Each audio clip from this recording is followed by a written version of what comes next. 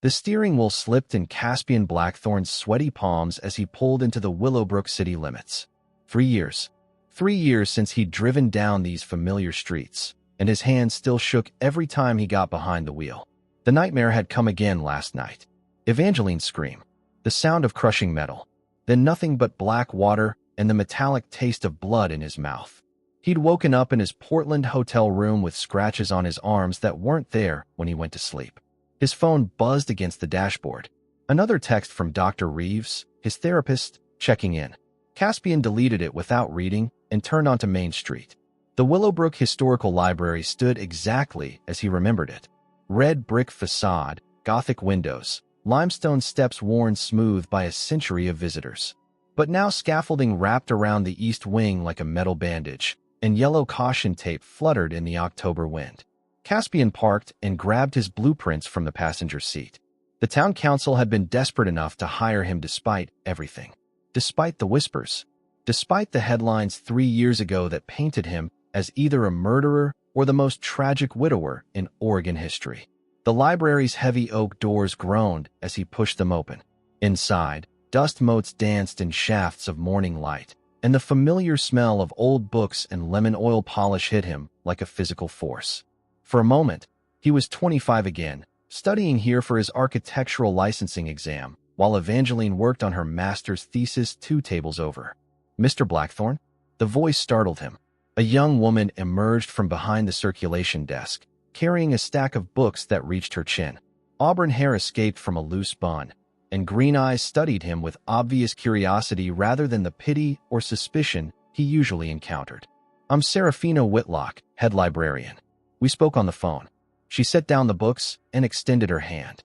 "Thank you for taking on this project. We weren't sure anyone would want to work on a building this old."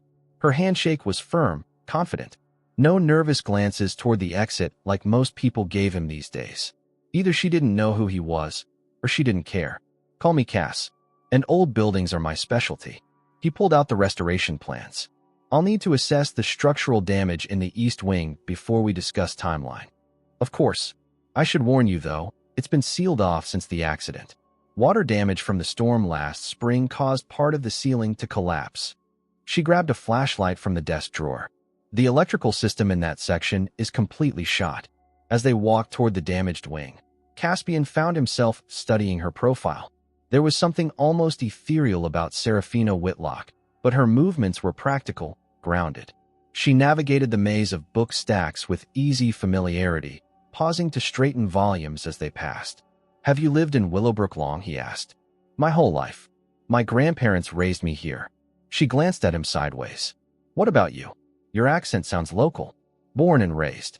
Left for college, came back for a few years, then moved away again." The abbreviated version. No mention of Evangeline, or the wedding they'd planned at Riverside Park, or the house they bought on Maple Street that he'd sold without ever setting foot inside again. They reached the entrance to the damaged wing. Serafina unlocked the door and stepped aside. The musty smell of mold and rotting would waft it out. "I'll leave you to it. Just holler if you need anything." She started to turn away, then paused. "Mr. Blackthorn?" "Cass. I know this might sound strange, but have we met before? You seem familiar somehow." The question hit him like ice water. Evangeline had asked him the same thing the first time they met, right here in this library 13 years ago. "I don't think so," he managed. "I would have remembered." She smiled, a genuine expression that transformed her entire face, then headed back toward the main reading room. Caspian watched her go, disturbed by the tightness in his chest that had nothing to do with grief and everything to do with the way the morning light caught the copper threads in her hair. 3 weeks into the restoration project, Serafina had developed a habit of bringing Caspian coffee at exactly 10:30 each morning. She told herself it was simple courtesy, but the truth was more complicated. Something about watching him work drew her in like gravity. He approached the damaged library wing with the same reverence she felt for rare manuscripts. His hands moved over cracked plaster and warped floorboards as if reading Braille, and when he sketched repair plans, she caught glimpses of the building's hidden beauty through his eyes.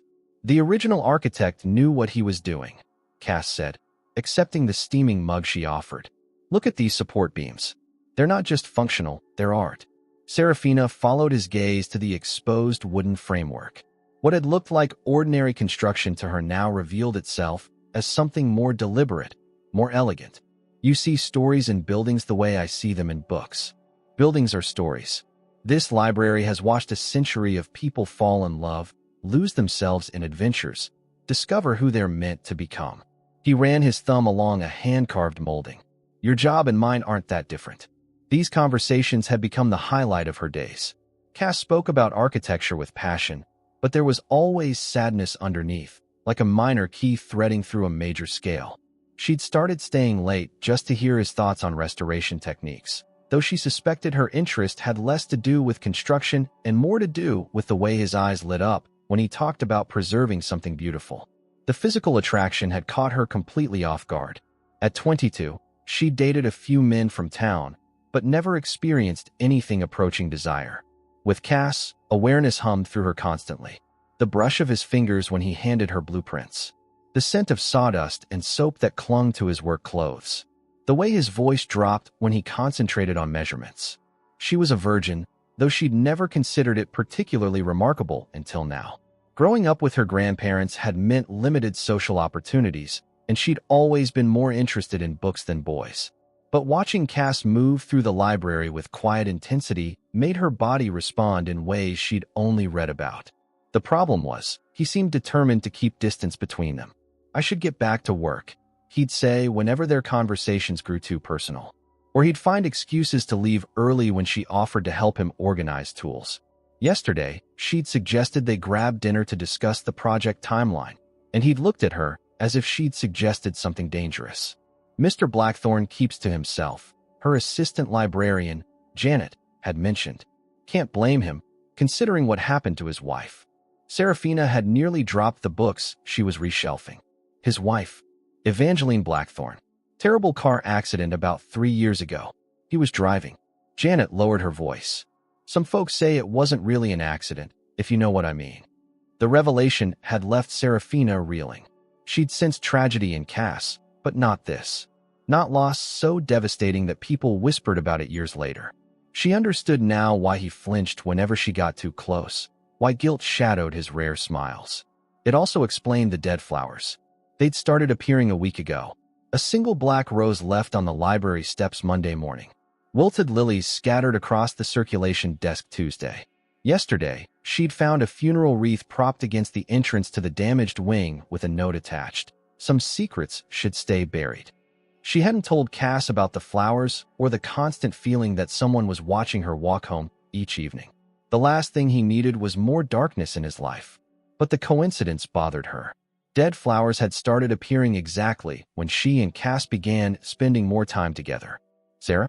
His voice broke through her thoughts. You okay? You've been staring at that same page for 10 minutes. She looked down at the open book in her lap, then up at Cass, who was sitting across from her at one of the reading tables. They'd fallen into the routine of sharing lunch breaks, though he usually ate in silence while she read. I'm fine. Just thinking about the restoration timeline. She closed the book and studied his face. Can I ask you something personal?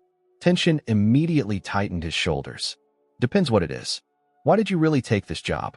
There are bigger projects, better paying ones. Why come back to Willowbrook? For a long moment, he didn't answer.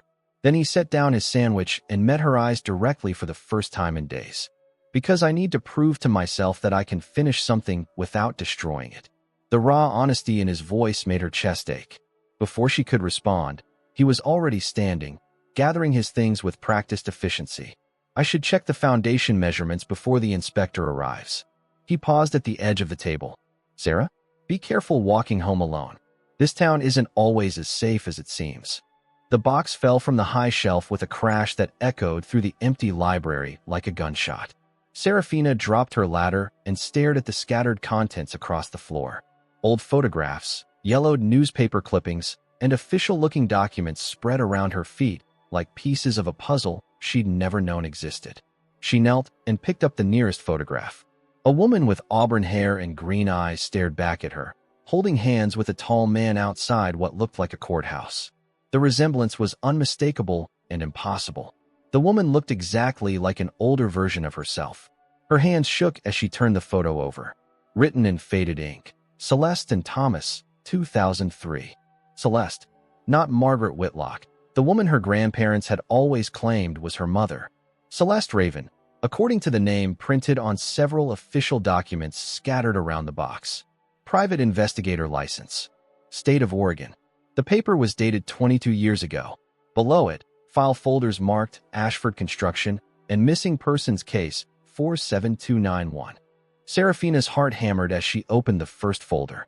Bank records, construction permits, and shipping manifests filled the pages.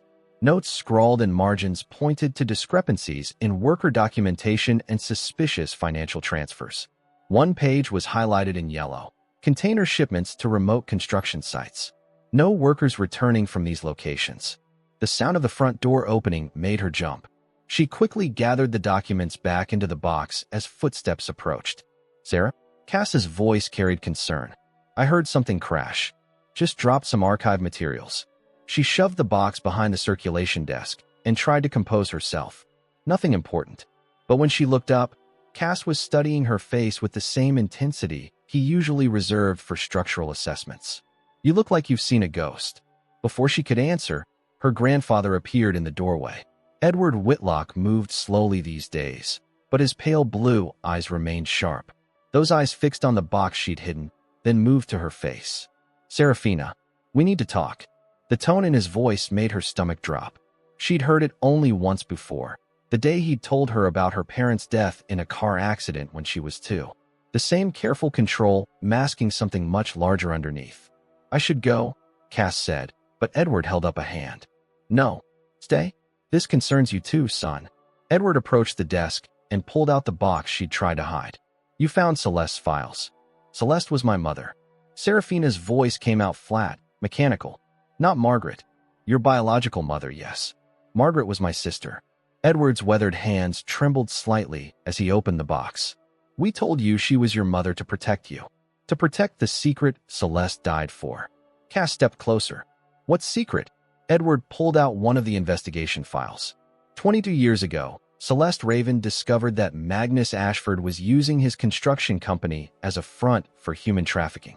Young women would disappear from job sites. Undocumented workers would vanish without trace.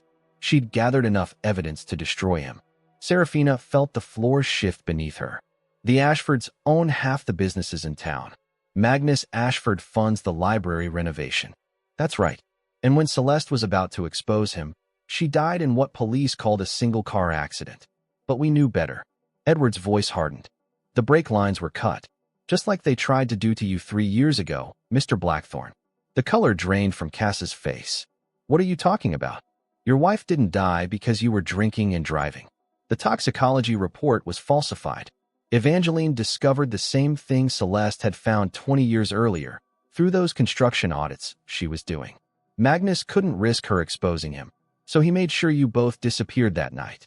Only you survived. Cass gripped the edge of the desk so hard his knuckles went white. That's impossible.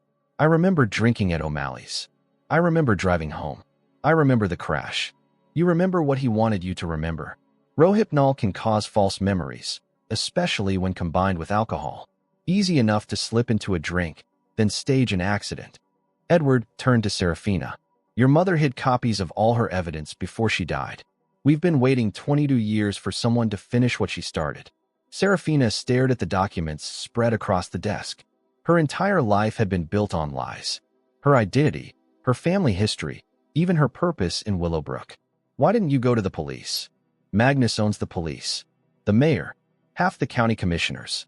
Edward's laugh was bitter. We tried, right after Celeste died. Within a week, I lost my job at the bank.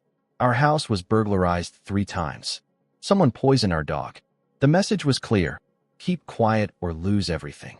So you kept me here like some kind of insurance policy?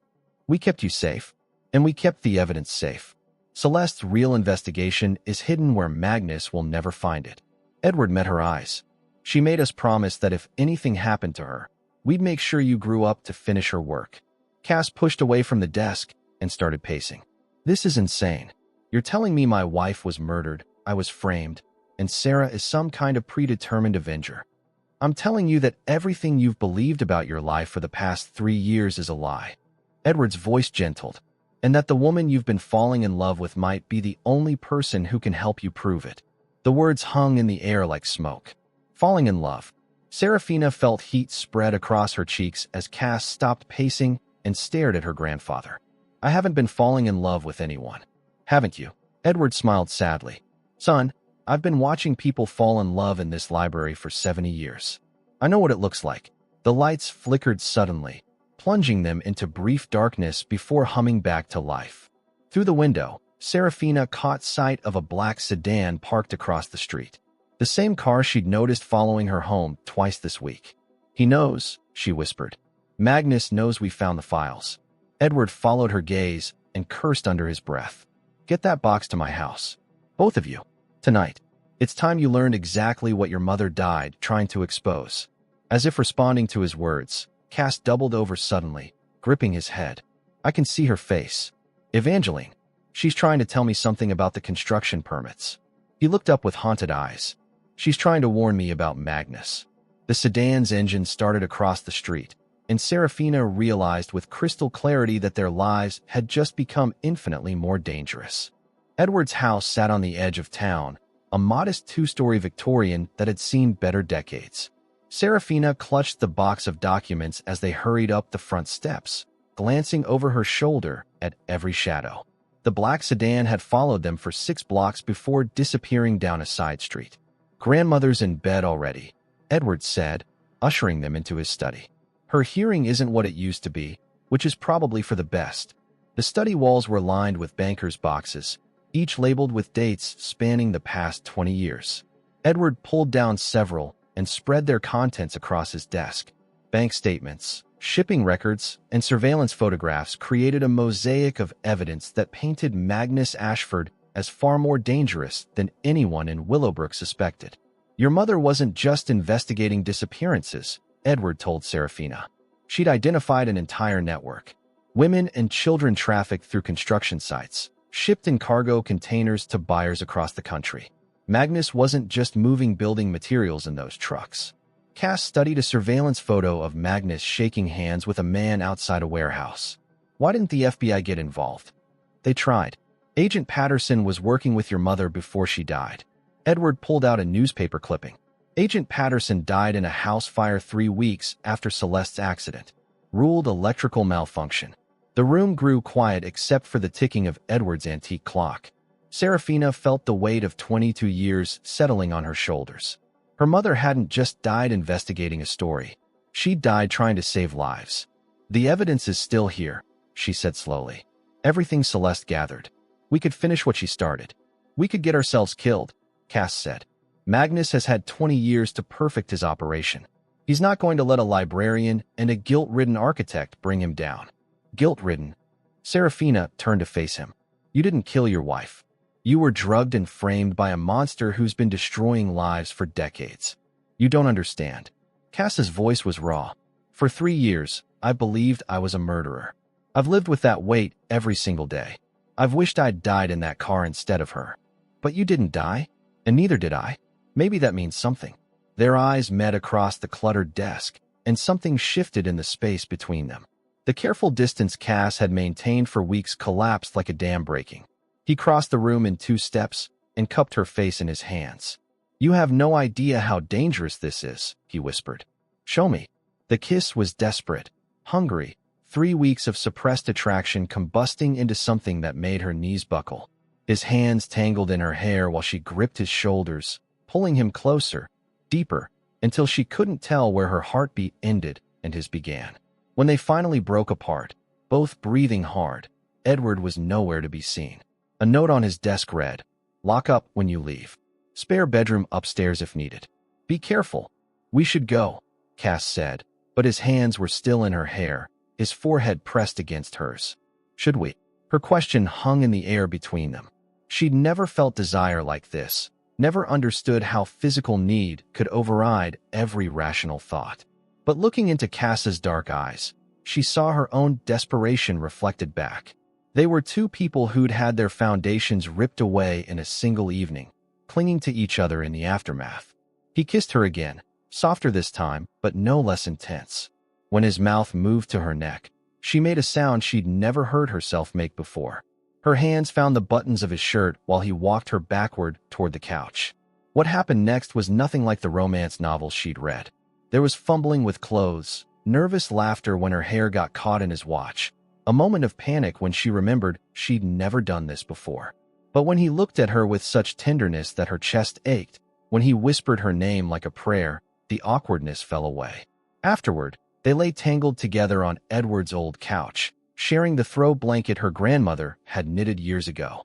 Cash traced lazy patterns on her bare shoulder while she listened to his heartbeat gradually slow. "I should feel guilty," he said quietly. "Do you?" "No. That's what scares me." She understood. For the first time in 3 years, he wasn't carrying the weight of imagined sins. For the first time in her life, she felt completely alive. But their newfound peace was built on quicksand, and they both knew it. Her phone rang at 7 the next morning. She answered without checking the caller ID, expecting Edward or perhaps her assistant at the library. "Stay away from Caspian Blackthorn if you want to keep breathing." The voice was electronically distorted, neither male nor female. "Your mother didn't listen. Your mother's friend didn't listen. Don't make the same mistake." The line went dead. Serafina's hands shook as she set the phone down. Beside her, Cass was sitting up, instantly alert. "What's wrong?" She told him about the call. His face went ashen. "Someone's been asking questions about Evangeline's case," he said. "My lawyer called yesterday. The insurance company wants to reopen the investigation." They stared at each other in the morning light filtering through Edward's curtains, understanding with perfect clarity that their night together had been more than intimacy. It had been a declaration of war. Serafina's hands trembled as she picked the lock on the old filing cabinet in the library's basement storage room. She'd sent Cass away that morning, claiming she needed space to process everything. But the truth was simpler. She needed to investigate without him trying to protect her. The anonymous threat had only strengthened her resolve. Whoever killed her mother, and Evangeline was still out there, still powerful enough to make people disappear. But they'd made one crucial mistake. They assumed Celeste Raven had been working alone. The filing cabinet clicked open. Inside, manila folders were arranged by date, spanning her mother's entire career as a private investigator. Serafina pulled out the thickest file, labeled Ashford Investigation 2003 to 2005. Her mother's handwriting filled page after page of meticulous notes. Missing persons reports cross-referenced with construction site locations. Financial records showing payments to shell companies. Photographs of cargo containers being loaded at remote Ashford facilities with no official shipping manifests.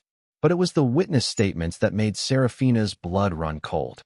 Maria Santos, age 19, disappeared from Ashford Site number 47 on March 15, 2003. Last seen entering supervisor's trailer. Vehicle spotted leaving site at 11:47 p.m. No record of Maria's departure. Jennifer Walsh, age 23, hired for temporary office work. Failed to report for second day. Roommate states Jennifer received threatening phone call night before disappearance. The list went on. 12 women over 18 months, all connected to Ashford construction projects. All vanished without trace. Serafina's phone buzzed. A text from an unknown number. "Check your mother's safety deposit box. Key taped under your bedroom windowsill. Trust no one else." Her heart stopped. Someone had been in her house. Someone knew exactly where she was and what she was looking for. She raced home, found the key exactly where the text indicated, and drove to First National Bank. The safety deposit box required 2 keys and a signature match. Inside, she found documents that made everything else look like preparation. Shipping manifests with Magnus Ashford's signature. Bank transfers to accounts in countries with no extradition treaties. And photographs that showed Magnus personally overseeing the loading of containers at night. Containers that were never reported to customs officials. But the most damning evidence was a recorded conversation on a small digital device. Her mother's voice, clear and determined. "This is Celeste Raven, March 20th, 2005. Magnus Ashford has just offered me $50,000 to abandon my investigation. He's also threatened to kill my daughter if I don't comply. I'm recording this as insurance, because I know he's going to try to stop me regardless." Magnus' voice followed, cold and matter of fact. "You don't understand the scope of what you're interfering with, Ms. Raven. This operation feeds into networks across 3 continents. Your little investigation threatens millions of dollars and dozens of very dangerous people. How many women have you killed? I don't kill them. I simply facilitate their relocation to more profitable circumstances. Serafina had to stop the recording. She sat in the bank parking lot, shaking with rage and grief. Her mother had known she was going to die. She'd created this trail of evidence specifically for her daughter to find. Her phone rang. Cass, where are you? I went to the library and Janet said you left hours ago. I found them. I found the real files. What files? Everything.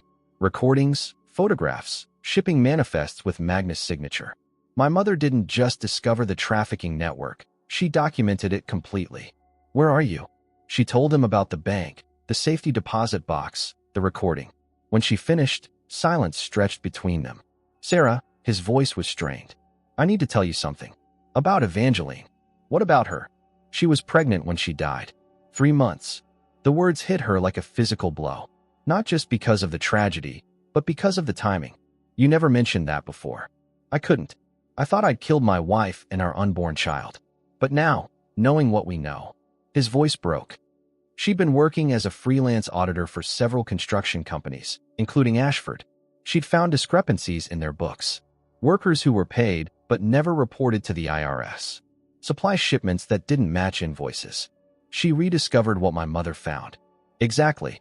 And the night she died, she'd call me from the office. Said she'd found something that was going to change everything.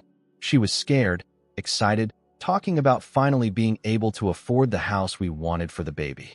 Serafina closed her eyes, picturing Evangeline discovering the same horror her mother had uncovered 20 years earlier.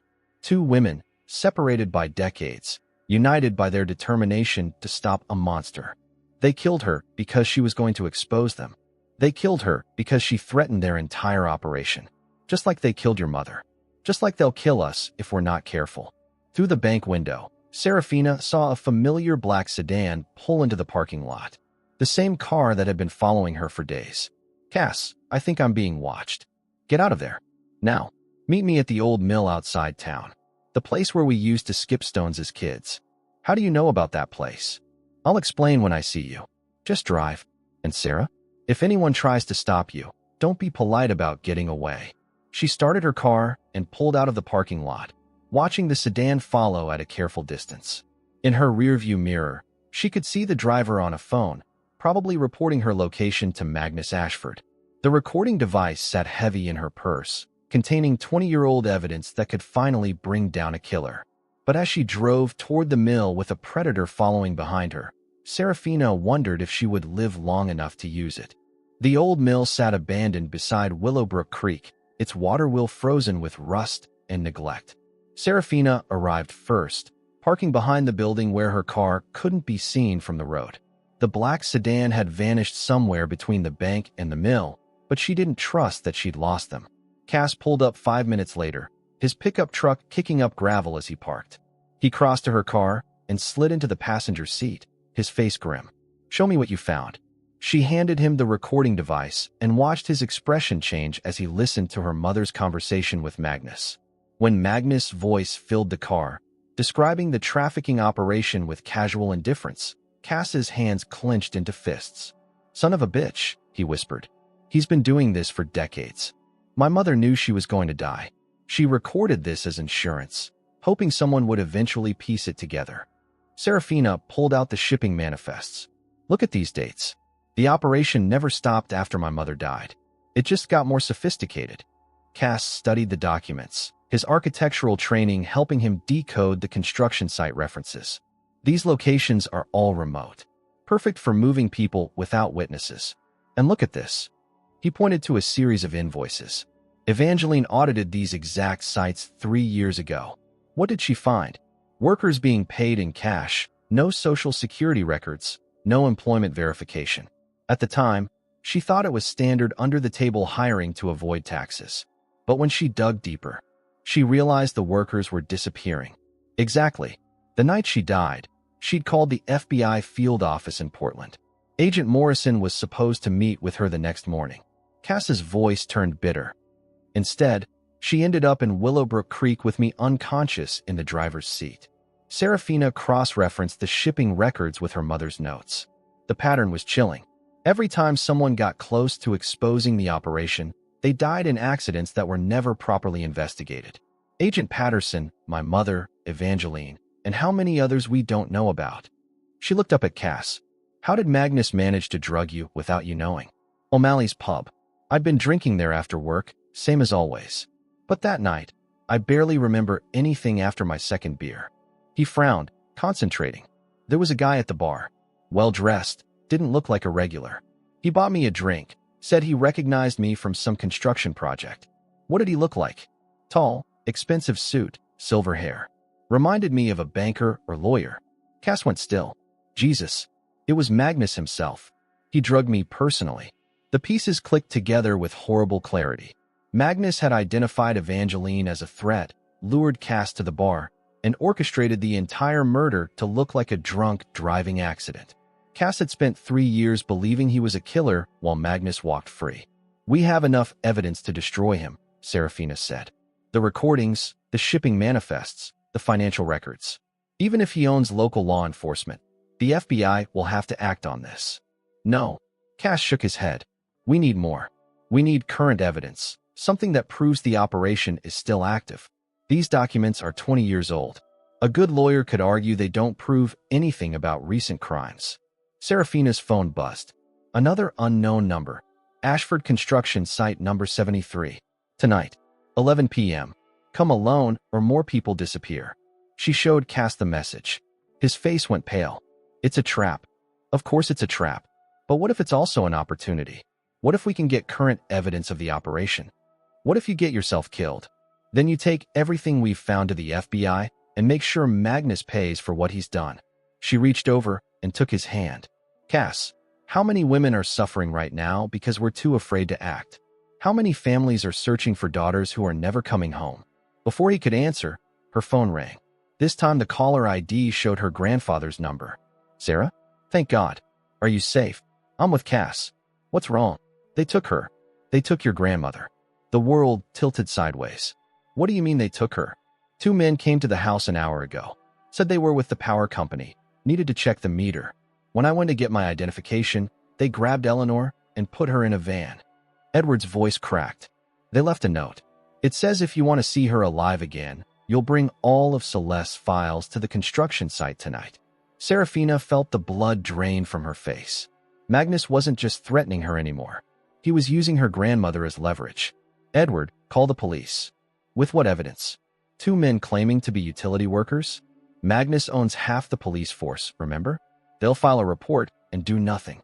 Cass was already starting the truck. We're going to get her back. No, Serafina said firmly. I'm going to get her back. Alone, like the message said. Absolutely not. If I bring backup and they hurt my grandmother, I'll never forgive myself. She turned to face him. But I need you to do something for me. I need you to make copies of everything and get them to Agent Morrison at the FBI. If something happens to me tonight, promise me you'll finish this. Cass pulled her across the seat and kissed her hard, desperate. Nothing is going to happen to you. We're going to end this together. But even as he said the words, they both knew that Magnus Ashford had just raised the stakes beyond anything they were prepared for.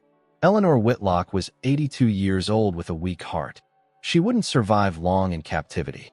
The game had changed, and they were running out of time.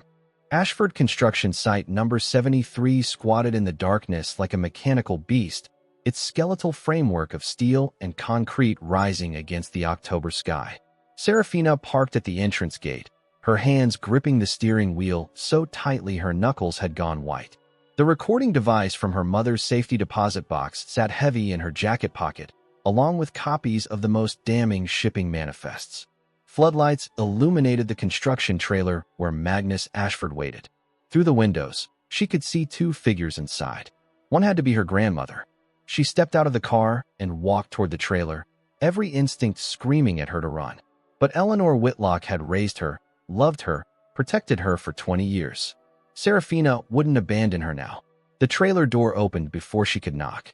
Magnus Ashford stood in the doorway, looking exactly like the successful businessman he pretended to be. Silver hair perfectly styled, expensive suit despite the late hour, cold blue eyes that assessed her like livestock at auction.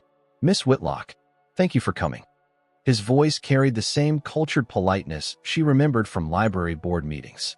Please, come in. Inside the trailer, her grandmother sat tied to a chair, a piece of duct tape across her mouth. Eleanor's eyes were wide with fear, but alert, angry. She was alive and unharmed, which was all that mattered. Let her go, Seraphina said. I brought what you wanted. I'm sure you did. But first, we need to discuss your future. Magnus moved to a filing cabinet and pulled out a thick folder. Your mother was a very thorough investigator, perhaps too thorough for her own good. You killed her. I neutralized a threat to my business operations, just as I neutralized the threat posed by Evangeline Blackthorne 3 years ago. Magnus spoke as if discussing quarterly earnings. Both women suffered from the same fatal flaw. They couldn't leave well enough alone. Seraphina's hand found the recording device in her pocket, but Magnus was watching her too carefully. She needed him to keep talking, to confess everything while she figured out how to activate the recorder without him noticing. My mother was investigating missing women. She was trying to save lives. Your mother was interfering with a sophisticated business model that has operated successfully for over 2 decades. Magnus pulled photographs from the folder and spread them across the desk. Do you know what these construction sites really are, Miss Whitlock? The photographs showed cargo containers being loaded onto trucks, workers in coveralls supervising the operation. But the workers weren't moving construction materials.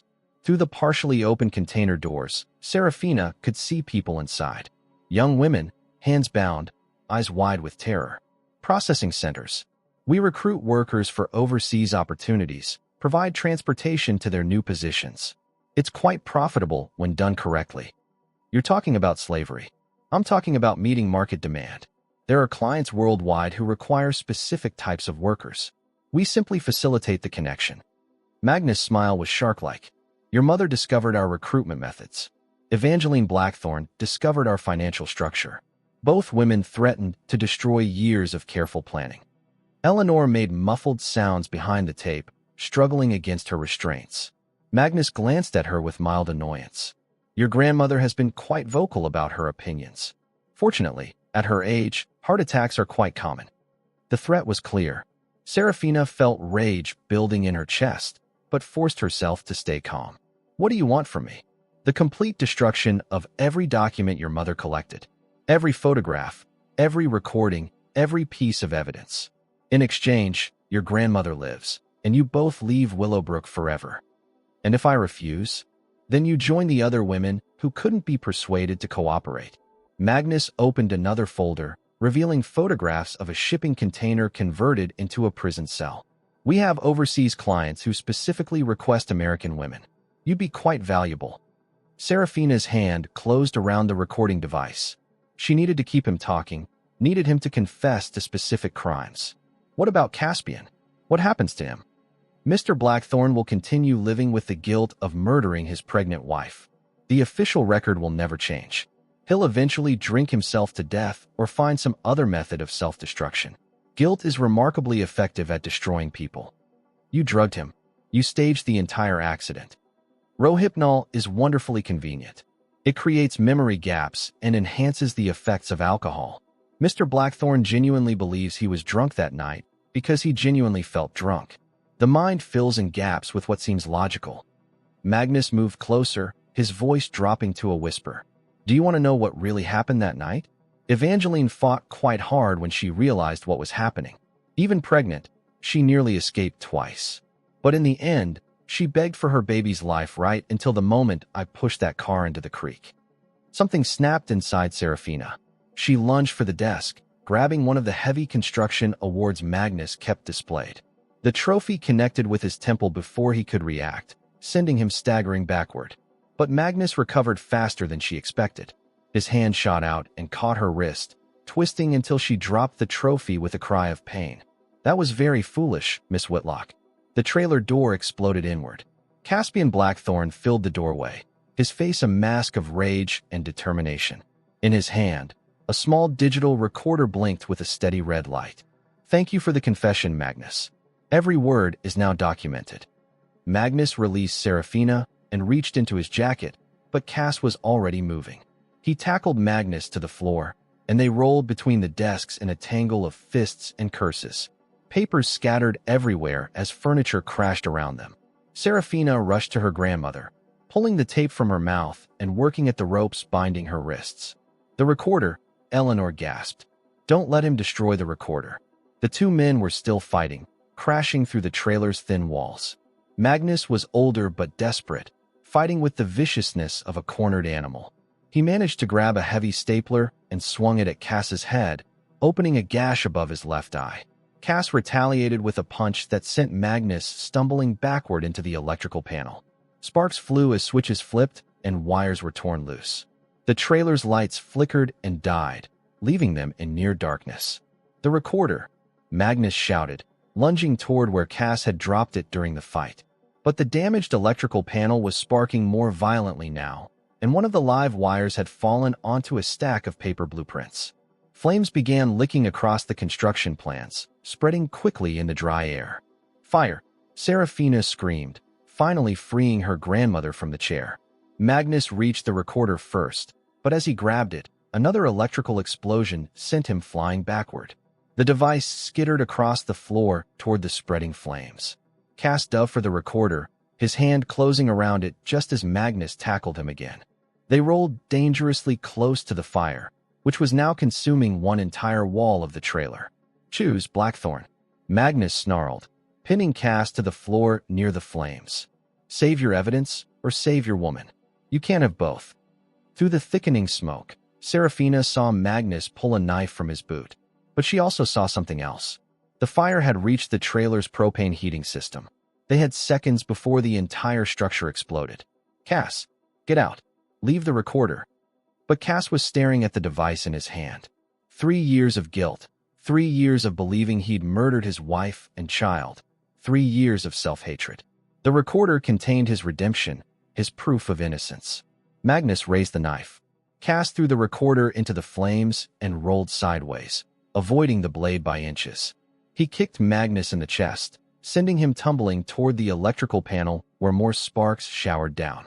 "Eleanor, move," Cass shouted, grabbing Serafina's hand. They ran for the door as the trailer groaned around them. Behind them, Magnus was screaming, trapped under a fallen beam as flames surrounded him. The propane tank was hissing ominously. They cleared the trailer just as it exploded. The force of the blast threw them to the ground 20 feet away, debris raining down around them. When the smoke cleared, the trailer was gone, replaced by a crater of twisted metal and ash. Serafina pulled herself up on shaking legs and looked for her grandmother. Eleanor was sitting on the ground but conscious, coughing from the smoke but alive. "Magnus?" she asked. Cass stared at the wreckage, his face grim. He didn't make it out. "The recorder? Gone." Cass touched the cut above his eye, coming away with blood. "But it doesn't matter. We have your mother's evidence, the shipping manifests, the financial records. Magnus is dead, but his operation can still be exposed." Serafina felt something between relief and devastating loss.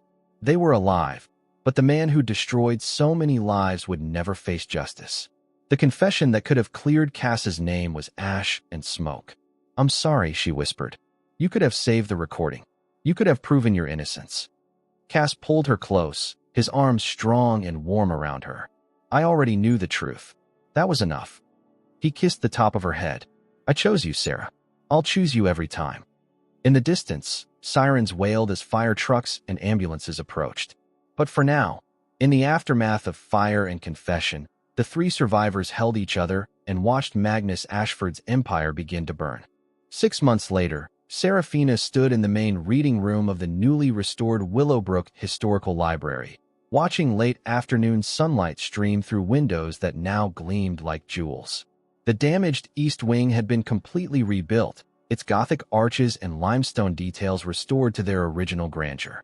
But the most significant change wasn't architectural. Above the main entrance, elegant bronze letters spelled out Celeste Raven Cultural Center, in a flowing script that honored both the past and the future. "The dedication ceremony was beautiful," said Agent Morrison, the FBI investigator who'd become an unexpected ally over the past months. "Your mother would be proud." Serafina smiled, adjusting the white roses she'd placed beneath her mother's memorial plaque. She would have loved seeing Magnus' empire finally destroyed. The investigation that followed the construction site fire had unraveled 23 years of carefully hidden crimes. Magnus Ashford had survived the explosion but died 3 days later from his injuries, never regaining consciousness. However, the financial records and shipping manifest Serafina had gathered provided more than enough evidence to expose his entire network. 17 of Magnus' associates had been arrested across 4 states. The FBI had rescued 42 women and children from various trafficking operations, reuniting families that had been separated for years. Construction sites were being investigated from Oregon to Florida, and international law enforcement was dismantling connected networks in 12 countries. The trial for Magnus lieutenants starts next month, Morrison continued. The prosecutor says it's the strongest human trafficking case he's ever seen. Those shipping manifests your mother collected were the smoking gun we needed. Through the library windows, Serafina could see Caspian directing the installation of new garden benches in the memorial courtyard they designed together. His movements were confident, purposeful, freed from the weight of guilt that had crushed him for 3 years. The official exoneration had come within 2 weeks of Magnus' death. DNA evidence from the original crime scene, combined with toxicology reports that had been suppressed, proved conclusively that Cass had been drugged and framed.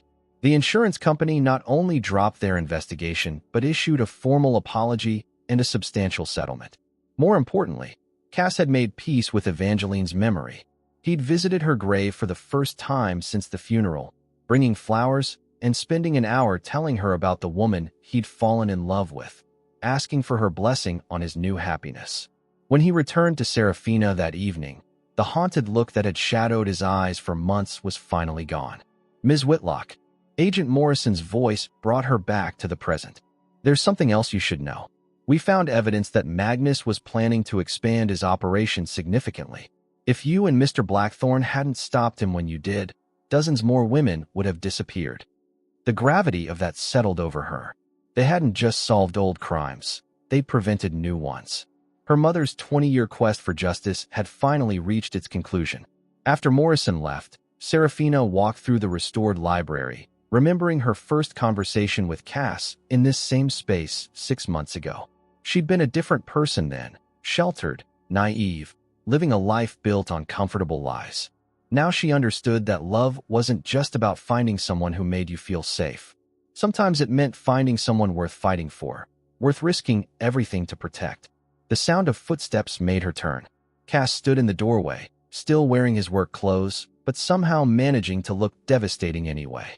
Construction dust couldn't diminish the way he looked at her, as if she were the most extraordinary thing he'd ever discovered. "The courtyard's finished," he said, crossing to where she stood. "Want to see?" They walked outside together, her hand tucked into his. The memorial courtyard was perfect, intimate but not somber, with curved benches surrounding a fountain where water cascaded over stones carved with quotes about justice and hope. At the center, a bronze sculpture depicted a woman reading to a child, representing both knowledge and protection. "It's exactly what my mother would have wanted," Serafina said softly. "She was remarkable, like her daughter." Cass stopped walking and turned to face her fully. "Sarah, there's something I need to tell you." Something in his tone made her heart skip. "What is it?" "I've been offered a major restoration project in Europe. A 13th century cathedral in Tuscany that was damaged by earthquakes. It's a 2-year commitment, incredible money, the kind of opportunity that could define my entire career." Her stomach dropped. After everything they'd been through, after building this new life together, he was leaving. "That's wonderful. You should absolutely take it." I turned it down. "What? Why?" "Because I can't imagine spending 2 years away from you. Because this library, this town, this life we're building together matters more than any career opportunity." He reached into his pocket and pulled out a small velvet box. "Because I want to ask you to marry me, and it seemed important to do it here, in the place where we first met." Serafina's breath caught in her throat as he dropped to one knee in the courtyard they'd designed together, under the memorial to her mother's courage and sacrifice. "Serafina Whitlock, you are the strongest, bravest, most extraordinary woman I've ever known. You saved my life in every way that matters. You brought me back from the darkness and showed me what it means to love without fear." He opened the box to reveal a simple but elegant diamond ring. "Will you marry me?" Through her tears, she could barely manage to speak. Yes, yes, of course, yes. The ring fit perfectly, as if it had been designed specifically for her hand. When Cass stood and kissed her, she tasted salt from both their tears and something sweeter, the promise of a future they'd fight to protect. "I have a confession," she said when they finally broke apart. "I called the Cathedral Project and told them you'd be available in 18 months. You what? I also told them you'd be bringing your wife, and that she'd need a position in their research library." She grinned at his stunned expression. "Did you really think I'd let you turn down the opportunity of a lifetime? We'll spend our honeymoon in Tuscany, then come back and plan our real future there." Cass spun her around until she was dizzy with laughter and joy. "Have I mentioned that I love your devious mind? Show me." He did, kissing her until the rest of the world disappeared and nothing existed except the two of them and the promise of forever. 3 months later, they were married in the library courtyard surrounded by everyone who mattered. Eleanor Whitlock, recovered and feistier than ever, walked Serafina down the aisle. Edward officiated the ceremony, his voice strong and proud as he pronounced them husband and wife. Even Agent Morrison attended, bringing news that the last of Magnus' associates had been convicted and sentenced. Their honeymoon villa in Tuscany sat on a hill overlooking vineyards that stretched to the horizon. On their first morning, they sat on the terrace drinking coffee and planning their future while church bells chimed in the distance. "No more secrets," Cass said, pulling her closer on the ancient stone bench. "No more lies or hidden dangers. Just us and whatever comes next." "Whatever comes next," she agreed, watching the sunrise paint the sky in shades of gold and rose. They'd survived darkness that would have destroyed weaker people. They'd fought for truth and justice and each other. But more than that, they'd learned that love wasn't just about the easy moments. It was about choosing each other every day, especially when that choice was difficult. As the bells continued to ring across the Tuscan countryside, Serafina and Caspian Blackthorn began the first day of their new life together, built on a foundation of trust, honesty, and a love strong enough to conquer anything the world might throw at them. In her heart, she could almost hear her mother's voice, finally at peace, whispering the words she'd always ended their bedtime stories with. And they lived happily ever after, because love is the strongest magic of all. For the first time in 22 years, Serafina knew exactly what those words meant. 5 years later, the Cathedral of Santa Maria del Grazie rose against the Tuscan sky like a prayer made manifest in stone. Serafina stood in the scaffolding 60 feet above the ground, carefully cleaning centuries of soot from a medieval fresco that depicted angels watching over travelers. The irony wasn't lost on her. She'd found her own guardian angel in the most unlikely place.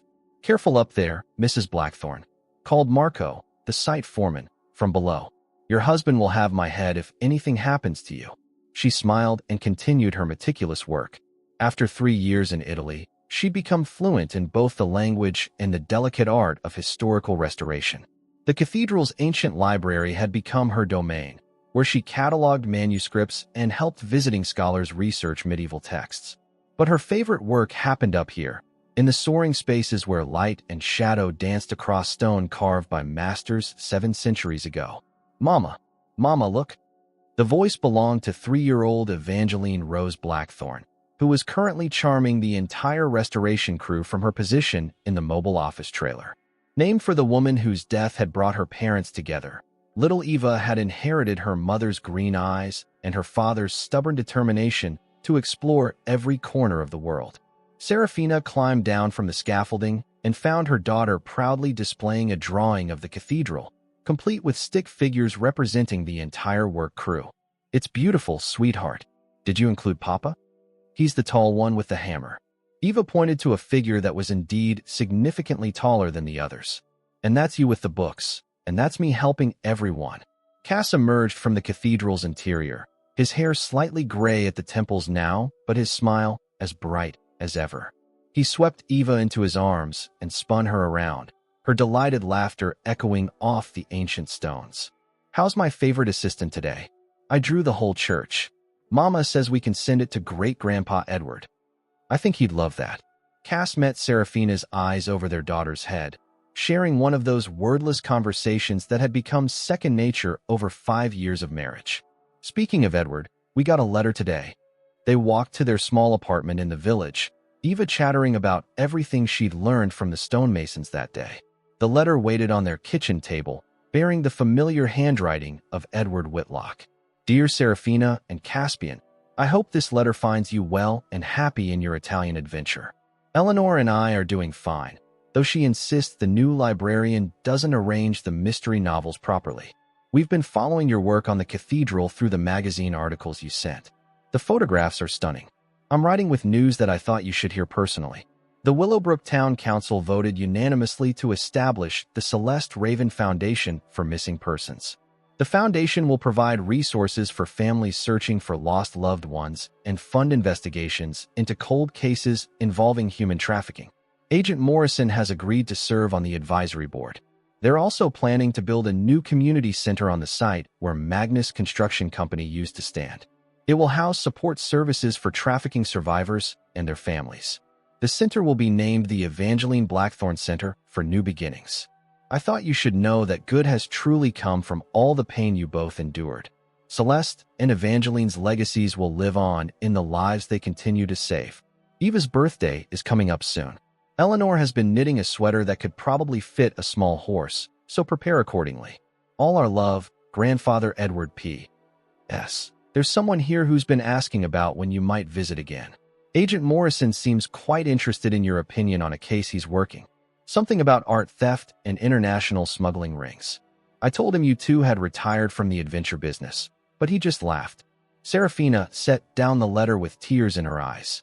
Even 5 years later, learning that their fight against Magnus Ashford continued to save lives filled her with profound gratitude. What do you think? Cass asked quietly. Ready for another adventure? I think, she said, watching Eva carefully color another cathedral drawing, that our adventuring days aren't over. But maybe they can wait until after we finish this project. And after we visit Willowbrook for Eva's birthday? Definitely after that. 3 weeks later, they stood in the Willowbrook airport, watching Eva's face light up as she spotted Edward and Eleanor waiting in the arrival area. The reunion was everything grandparents' reunions should be. Lots of tears, excessive hugging, and immediate spoiling of the child involved. The drive through town revealed changes that spoke of healing and hope. Where Magnus Construction Company had operated, a beautiful community center was taking shape. The sign read Evangeline Blackthorne Center for New Beginnings in elegant script, with a smaller note below. Opening fall 2025. The Celeste Raven Cultural Center had expanded as well, with a new wing dedicated to research into missing persons cases. Through the windows, Serafina could see people working at computers, families looking at photographs, volunteers answering phones. Her mother's dream of saving lives had become a living, breathing reality. That evening, they gathered in Edward and Eleanor's backyard for Eva's birthday party. The guest list was small but meaningful. Agent Morrison and his wife, Janet from the library, several neighbors who'd become family over the years, and Dr. Reeves, Cass's former therapist, who'd driven down from Portland specifically for the celebration. As Eva opened her presents with the focused intensity of a child who takes birthdays very seriously, Serafina found herself watching the faces around the table. These people had become their chosen family, bound together not by blood but by shared experiences and mutual care. Aunt Sarah, Agent Morrison said, settling beside her on the porch swing. Any chance you and Cass might be interested in consulting on a case? International art theft with connections to human trafficking. Very sophisticated operation, probably based in Europe. Morrison, Eleanor called from across the yard. Leave them alone. They're on vacation. Actually, Serafina said quietly. Tell me more. Morrison grinned and pulled out a file folder. I thought you might say that. As the sun set over Willowbrook, painting the sky in shades of gold and purple, Serafina listened to Morrison outline a case that would challenge everything they'd learned about tracking international criminal networks. Beside her, Cass asked pointed questions about logistics and evidence chains while Eva chased fireflies with the unshakable confidence of a child who'd never known anything but love and safety. So, Cass said finally, when would we start? After you finish the cathedral restoration. This investigation will probably take 2 or 3 years, maybe more. Serafina looked at her husband, seeing her own excitement reflected in his eyes. They'd found peace in Italy, built a beautiful life around art and history and family. But they'd also discovered that their greatest strength lay in fighting for people who couldn't fight for themselves. Eva will be school-age by then, she mused. She could learn about different cultures, different languages. Adventure, Eva said solemnly, appearing suddenly beside the swing with a jar full of captured fireflies. Mama, are we going on another adventure? Would you like that, sweetheart? Eva considered this with the seriousness of someone who understood that adventures involved both excitement and responsibility. Will there be bad people to stop? Probably. Will you and Papa keep everyone safe? We'll do our best. Eva nodded firmly. Then yes. But can we take great-grandpa and great-grandma with us? I think, Eleanor said, appearing with a plate of birthday cake, that great-grandpa and great-grandma are quite happy staying right here in Willowbrook, keeping an eye on things. As the evening wound down and Eva fell asleep in Cass's arms, Serafina reflected on the strange turns life had taken. 5 years ago, she'd been a sheltered librarian who'd never traveled beyond Oregon. Now she was a wife, mother, and partner in one of the most successful historical restoration teams in Europe, with another international investigation on the horizon. But the most remarkable transformation wasn't in her circumstances. It was in her understanding of what it meant to be truly loved and to love in return. Cass had shown her that real love wasn't just about passion or romance, though they had plenty of both. It was about choosing each other every day, supporting each other's dreams, and building something together that was stronger than either of them alone. Ready to go home? Cass asked softly, adjusting their sleeping daughter in his arms. Always, she said, taking his free hand. Wherever that might be. As they walked toward their rental car under a sky full of stars, Serafina knew that whatever adventures lay ahead, they would face them together. And that, more than any justice they might serve or any wrongs they might right, was the greatest victory of all. The fireflies Eva had captured blinked softly in their jar, like tiny beacons of hope in the darkness, lighting the way toward whatever came next.